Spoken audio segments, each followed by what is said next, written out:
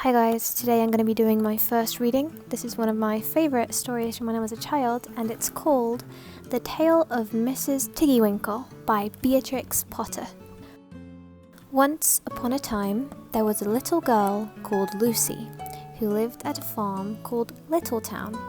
She was a good little girl, only she was always losing her pocket handkerchiefs. One day, little Lucy came into the farmyard crying. Oh, she did cry so. "I've lost my pocket handkin, 3 handkins and a penny. Have you seen them, Tabby Kitten?" The kitten went on washing her white paws, so Lucy asked a speckled hen, "Sally Hennypenny, have you found 3 pocket handkins?" But the speckled hen ran into a barn, clucking, "I go barefoot, barefoot, barefoot." And then Lucy asked Cock Robin, sitting on a twig. Cock Robin looked sideways at Lucy with his bright black eye, and he flew over a stile and away. Lucy climbed upon the stile and looked up at the hill behind Littletown, a hill that goes up, up, into the clouds as though it had no top. And a great way up the hillside, she thought she saw some white things spread upon the grass. Lucy scrambled up the hill as fast as her stout legs would carry her. She ran along a steep pathway, up and up, until Littletown was right way down below. She could have dropped a pebble down the chimney. Presently, she came to a spring, bubbling out from the hillside.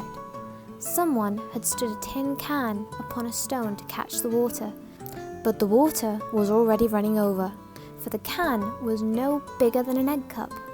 And where the sand upon the path was wet, there were footmarks of a very small person. Lucy ran on and on. The path ended under a big rock. The grass was short and green, and there were clothes, props cut from bracken stems, with lines of plaited rushes and a heap of tiny clothespins, but no pocket handkerchiefs. But there was something else, a door straight into the hill, and inside it someone was singing, "Lily white and clean, oh, with little frills between, oh, smooth and hot, red rusty spot, never here be seen, oh." Lucy knocked once, twice, and interrupted the song. A little frightened voice called out, "Who's that?" Lucy opened the door, and what do you think there was inside the hill? A nice clean kitchen with a flagged floor and wooden beams, just like any other farm kitchen, only the ceiling was so low that Lucy's head nearly touched it, and the pots and pans were small, and so was everything there. There was a nice hot, singy smell, and at the table, with an iron in her hand, stood a very stout, short person staring anxiously at Lucy.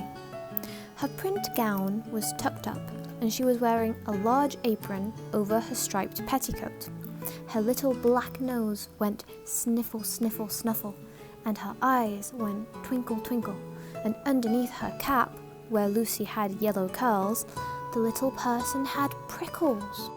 "Who are you?" said Lucy. "Have you seen my pocket handkins?" The little person made a bob curtsy. "Oh yes, if you please, my name is Mrs. Tiggy Winkle. Oh yes, if you please, I'm an excellent clear starcher." And she took something out of a clothes basket and spread it on the ironing blanket. "What's that thing?" said Lucy. "That's not my pocket handkin." "Oh no, if you please, that's a little scarlet waistcoat belonging to Cock Robin." And she ironed it and folded it and put it on one side. Then she took something else off a clothes horse. "That isn't my pinny?" said Lucy. "Oh no, if you please, that's a damask tablecloth belonging to Jenny Wren. Look how it's stained with currant wine. It's very bad to wash," said Mrs. Tiggy Winkle. Mrs. Tiggy Winkle's nose went sniffle, sniffle, snuffle, and her eyes went twinkle, twinkle, as she fetched another hot iron from the fire. "There's one of my pocket handkins," cried Lucy, "and there's my pinny." Mrs. Tiggy Winkle ironed it and goffered it and shook out the frills. "Oh, that is lovely," said Lucy. "And what are those long yellow things with fingers like gloves?" "Oh, that's a pair of stockings belonging to Sally Hennypenny. Look how she's worn the heels out with scratching in the yard. She'll very soon go barefoot," said Mrs. Tiggy Winkle. "Why, there's another handkerchief, but it isn't mine. It's red." "Oh no, if you please, that one belongs to Mrs. Rabbit, and it did so smell of onions. I've had to wash it separately. I can't get out the smell." "There's another one of mine," said Lucy. "What are those funny little white things?" "That's a pair of mittens belonging to Tabby Kitten. I only have to iron them. She washes them herself." "There's my last pocket handkin," said Lucy. "And what are you dipping into the basin of starch?" "They're little dicky shirt fronts belonging to Tom Titmouse. Most terrible particular," said Mrs. Tiggy Winkle. "Now I've finished my ironing, I'm going to air some clothes." "What are these dear soft fluffy things?" said Lucy. "Oh, those are woolly coats belonging to the little lambs at Skelgill." "Will their jackets take off?" asked Lucy. "Oh yes, if you please, Look at the sheep mark on the shoulder, and here's one marked for Gatesgarth, and 3 that come from Littletown. They're always marked at washing," said Mrs. Tiggy Winkle. And she hung up all sorts and sizes of clothes, small brown coats of mice, and one velvety black moleskin waistcoat, and a red tailcoat with no tail belonging to Squirrel Nutkin, and a very much shrunk blue jacket belonging to Peter Rabbit, and a petticoat, not marked, that had gone lost in the washing.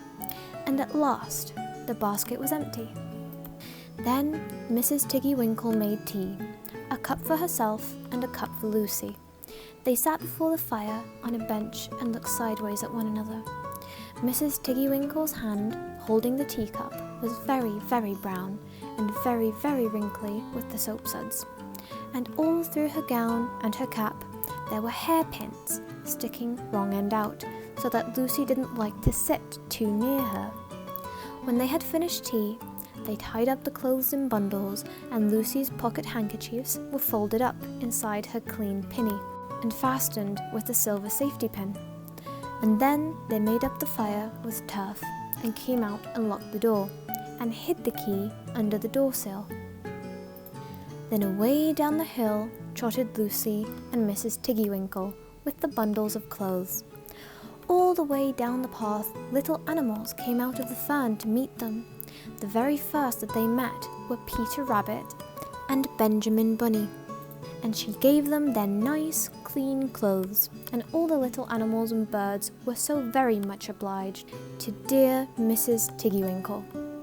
So that at the bottom of the hill, when they came to the stile, there was nothing left to carry except Lucy's one little bundle.